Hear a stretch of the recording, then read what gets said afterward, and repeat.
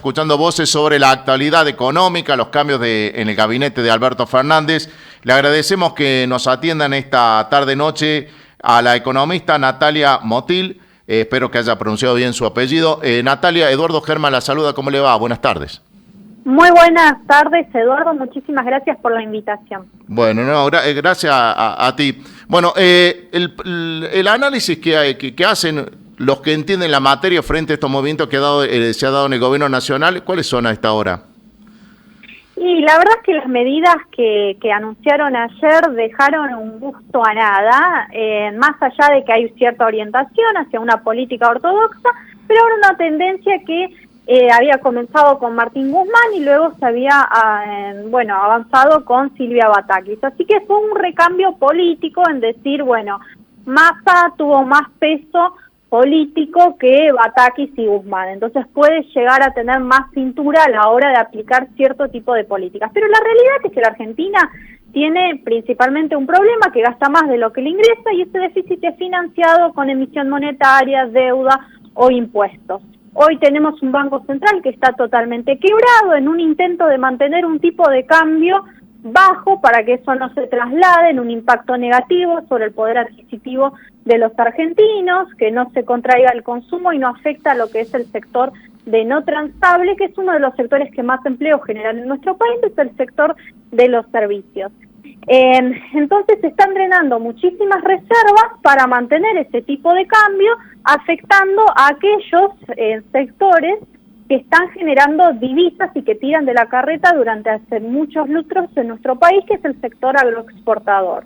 Hoy, lamentablemente, el sector del campo no va a liquidar las divisas porque le están dando $1 a 87 cuando podría obtener una ganancia de 250 pesos.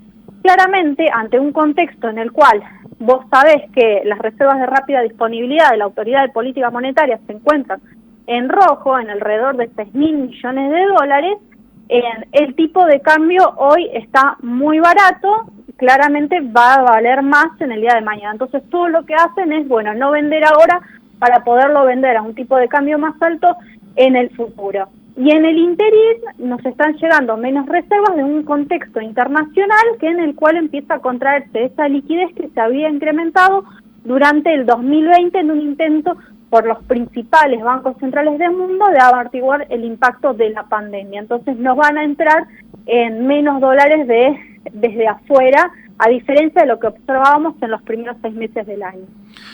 Natalia, de lo que veo, recién lo comentaba, haciendo una recorrida de todos los medios del interior de la provincia, de las provincias, o sea, los medios de comunicación más importantes, todos coinciden a esta hora de prestarle atención al tema de la tarifa de la luz.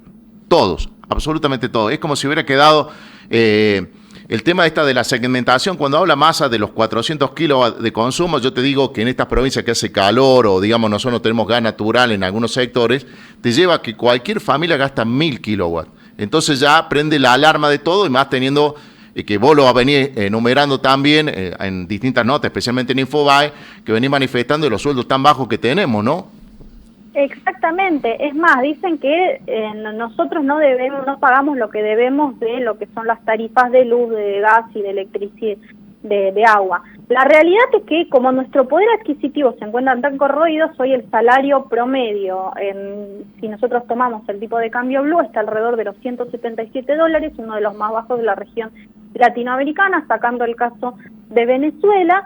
La mayor parte se pasa a consumir lo más básico, es decir, bueno, alimentos, bebidas, los servicios más básicos y indumentaria, nada más. O sea, no tenemos capacidad de ahorro. O sea, en relación, digamos, si nosotros medimos el salario promedio con, bueno, satisfacer las necesidades básicas, si los comparamos con el resto de los países, vemos que la Argentina es del 40% y en el resto del mundo está por debajo del 10%. Entonces, si nosotros encima le sumamos un peso aún mayor con esta quita de los subsidios, y vamos a ver que estamos trabajando claramente para un nivel de subsistencia, en un contexto en el cual la inflación se está acelerando fuertemente, inclusive en meses en los cuales se debería desacelerar por cuestiones estacionales, en los cuales hay más demanda de pesos.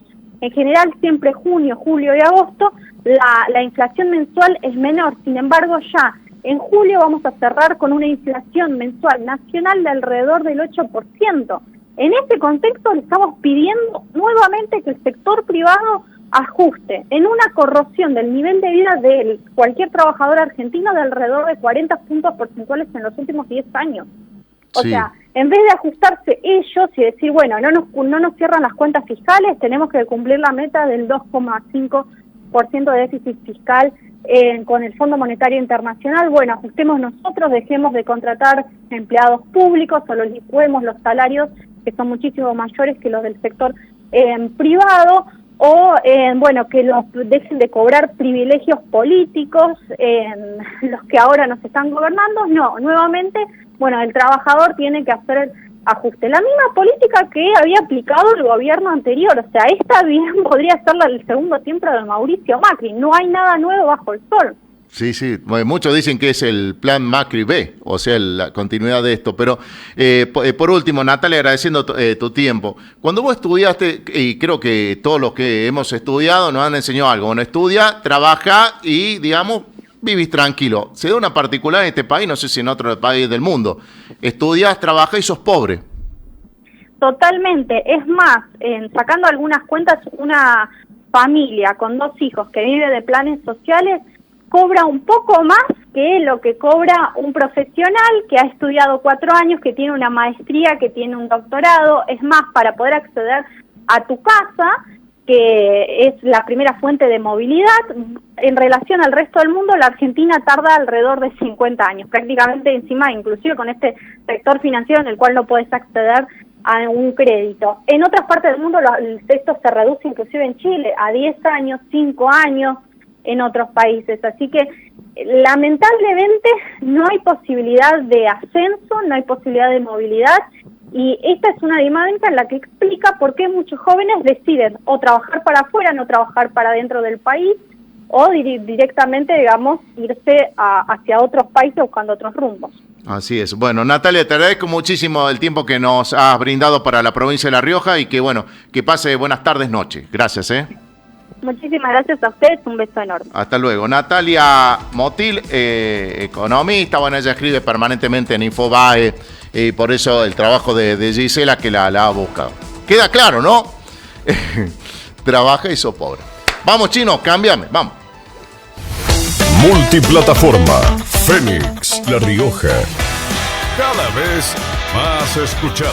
19 años. Coquetines, ropa para bebés